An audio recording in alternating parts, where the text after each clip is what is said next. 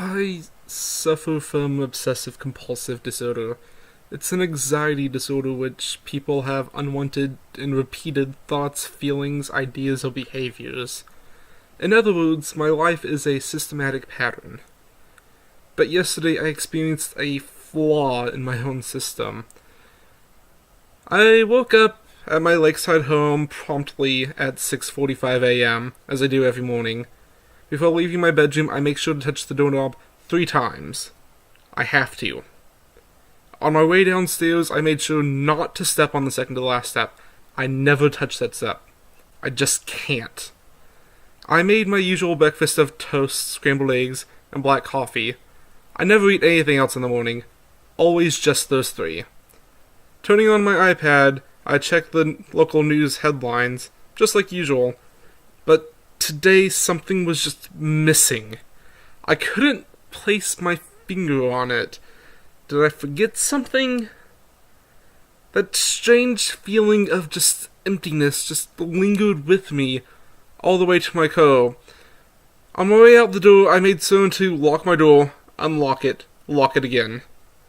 Driving to work, I can't help but feeling like a part of me was missing. What did I miss?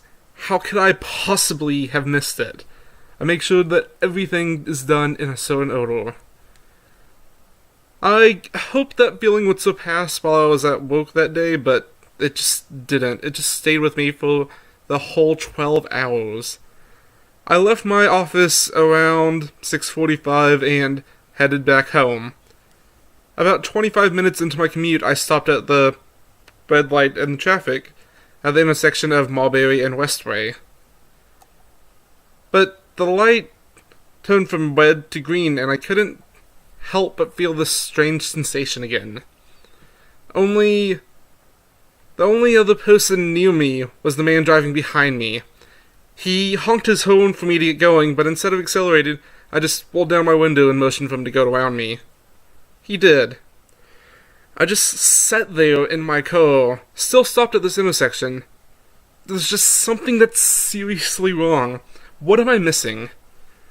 I made sure to touch everything in my car, hoping that it would spark some memory. I touched the dashboard, the leather seats, emergency brake, even the roof.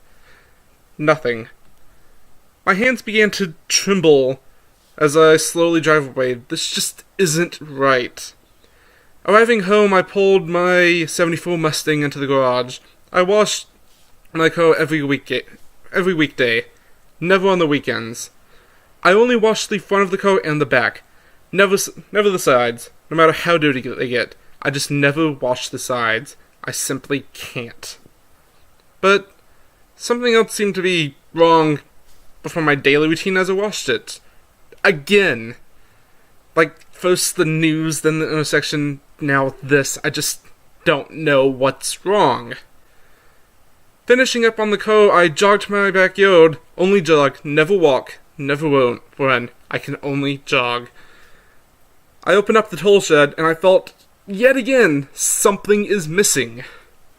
This just isn't right. It isn't right. I stumbled out of the shed and gazed out on the lake.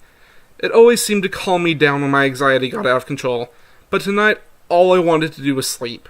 I just need to finish this day. The next morning, I wake up at 6:45 a.m., touch my doorknob 3 times as I leave my room, and make sure not to step on the second to last step on my way to the kitchen. I prepare my toast, scrambled eggs, and black coffee, and I turn on the iPad, browsing the local news. And it's still missing. There's just this void. I became aggravated. What can it possibly be? I hurry out my door in a rage and quickly locked the door, unlocked it again. I drive off to work. I tend to get a lot of work done when I'm upset, strangely. So at least I felt some accomplishment when I left my office at 6:45 p.m. I drove on my way home. Very fast. What am I missing? I approached the red light at Mulberry and Westway. Just, what is it? What could it possibly be? A man walking the middle of the intersection on his way to the other side. Why can I not remember?